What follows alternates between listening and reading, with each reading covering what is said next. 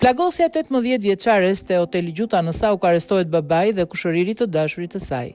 Policia e Tiranës ka arrestuar Sajmir dhe Elvir Gjuta, babai dhe kushëriri Eris Lajdo Gjuta, lidhur me ngjarjen ku e dashura e këtij të fundit, një 18 vjeçare, u vet plagos me armë zjarri. Specialistët e hetimit të krimeve kundër jetës dhe pronës kapën të dy të arrestuarit, të cilët ishin shpallur në kërkim për veprat penale, moskallëzimi i krimit dhe veprime që pengojnë zbulimin e të vërtetës, kryer në bashkëpunim lidhur me ngjarjen e datës 14/2/2026 në Sauk. Pas konsultimit me prokurorin, është vendosur që Sajmir dhe Elvir Gjuta të hetohen në gjendje të lirë, ndërsa hetimet për ngjarjen vazhdojnë.